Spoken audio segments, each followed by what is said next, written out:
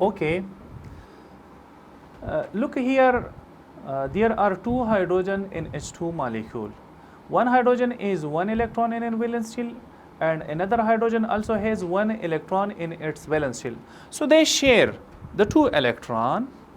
Now both of the hydrogen have two electron in their valence shells. Look to the HCl molecule, hydrogen has one electron in its valence shell and chlorine has 7 electron in its valence shell.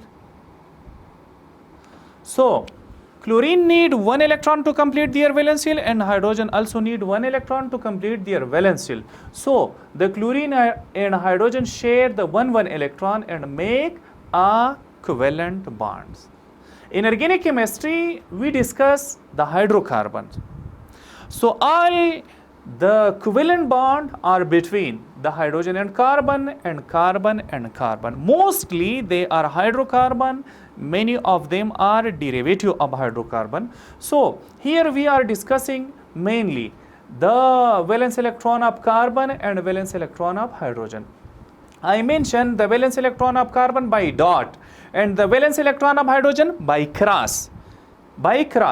So carbon has 4 valence electron and hydrogen has 1 valence electron. Hydrogen can accommodate a maximum of 2 electron in its valence shell and carbon can accommodate a maximum of 8 electron in their valence shell.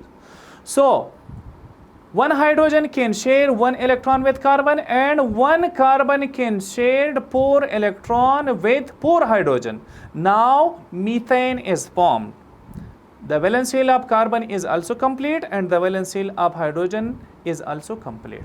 Look to ethane. One carbon can share 3 electron with the 3 hydrogen atom and 1 electron is shared with another carbon atom to make ethane. The covalent bond can be denoted by dash. This dash used for the representation of covalent bond. Now there are 3 types of covalent bond on the basis of shared pair of electrons. First type, single covalent bond, double covalent bond, triple covalent bond.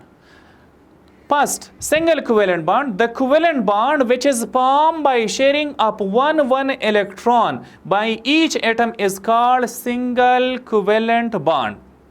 Look here to the hydrogen. One hydrogen. So this is one hydrogen shared 1 electron and another hydrogen also shared 1 electron. So that bond in which one electron is shared between the 2 atoms is called single covalent bond. And single covalent bond can be represented by single dash. Look to the hydrogen and chlorine.